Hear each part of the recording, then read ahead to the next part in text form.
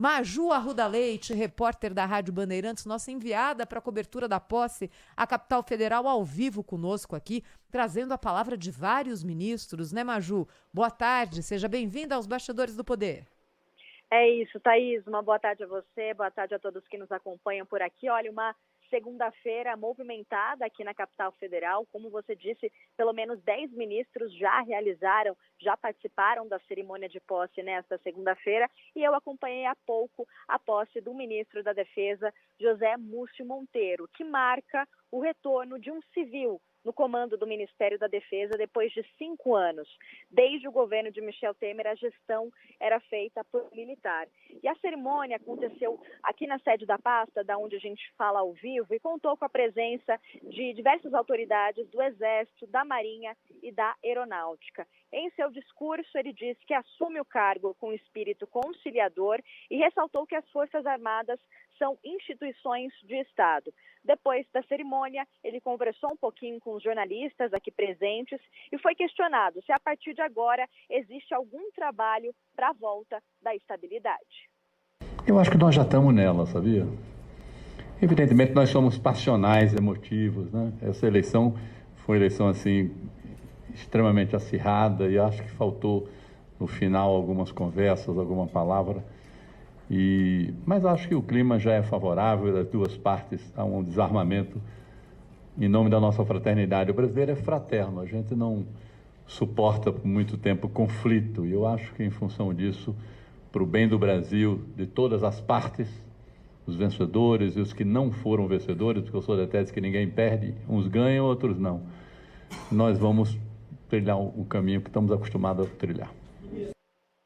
Ele também foi questionado, Thaís, se o Ministério da Defesa vai colocar algum prazo para as pessoas que continuam ali acampando no QG do Exército aqui na capital federal, e ele disse que desde que não esteja atrapalhando a rotina de ninguém, não pretende desmobilizar o acampamento, já que a democracia permite manifestações. Ele até brincou que tem ali conhecidos e familiares presentes nesse acampamento, que a democracia permite esse tipo de manifestação. Também hoje, no período da manhã, tivemos a posse do novo ministro da Educação, Camilo Santana, que também assumiu o cargo em uma cerimônia no Ministério da Educação, e ele fez um discurso duro, disse que o Brasil passou por tempos sombrios e que a educação foi uma das áreas mais atingidas nesses últimos tempos. Ele disse que a educação foi tratada como um subproduto e que isso aconteceu em um dos momentos mais difíceis da história, quando mais a educação precisou de apoio, mais foi desprezada e esquecida, isso nas palavras do novo ministro da Educação, Camilo Santana. E daí, Thaís, ele trouxe alguns números da realidade da atual situação da educação brasileira. Cito alguns deles. 600 mil crianças abandonaram a escola nesses 2 últimos anos, cresceu 66% o número de crianças que não sabem ler e nem escrever na idade certa. Também trouxe um dado do SAEB, que é o Sistema de Avaliação da Educação Básica, uma prova que avalia conhecimentos de escolas públicas e privadas, de alunos, de públicas e privadas, de matemática, português, ciências. E ele diz que apenas 1 em cada 3 crianças é alfabetizada na idade certa neste país, segundo o SAEB. Então, uma das principais medidas que ele deve tomar é fazer um grande plano para conseguir alfabetizar essas crianças na idade certa. Também vai fazer um ato para garantir a qualidade da merenda escolar das escolas brasileiras. Ele disse um pouquinho o que pretende fazer, que o MEC pretende entregar nesses primeiros 100 dias de governo. Vamos primeiro traçar algumas ações urgentes, como eu falei, merenda escolar, a questão do Enem, e vamos construir um plano para que a gente possa apresentar o mais rápido possível ao presidente Lula, para que a gente possa construir essa grande pactuação da alfabetização na idade certa para o país. Um grande pacto federativo, envolvendo governadores, envolvendo prefeitos. Como eu disse, praticamente metade dos alunos do ensino básico estão nos municípios, 1/3 estão nos estados, portanto é fundamental a participação de governadores e prefeitos nesse grande processo que nós queremos.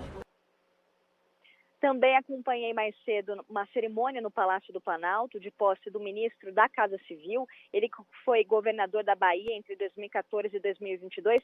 Muita gente não sabe qual é a função da Casa Civil, né, Thaís?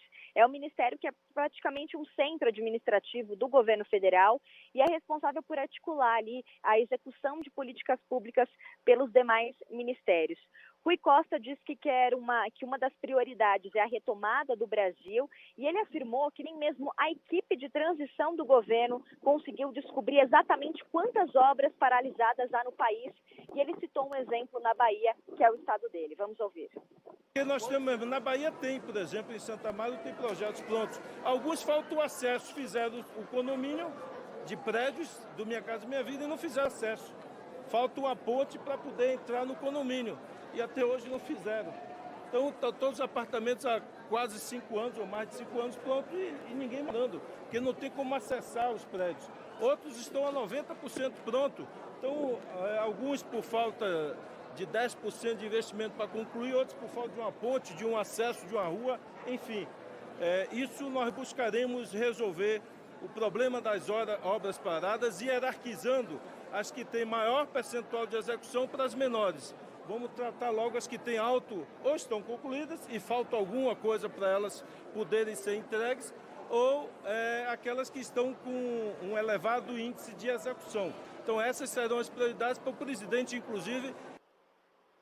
O novo ministro da Casa Civil, Rui Costa, também disse que vai receber na próxima semana cada ministro para definir as prioridades de cada pasta e também ressaltou que Lula pretende se reunir ainda neste mês com os governadores, também com o objetivo de definir uma pauta em comum. Para finalizar, Thaís, o presidente Luiz Inácio Lula da Silva, nesse primeiro dia útil do governo, 2 de janeiro, não participou de nenhuma dessas solenidades, porque ficou o dia inteiro ali recebendo visitas dos chefes de estados. Ao todo, 17 chefes de estados compareceram ali no Palácio do Itamaraty. Começou cedinho, 9h30 da noite, a expectativa é que até 5h30, 6h30 ele continue nessas reuniões.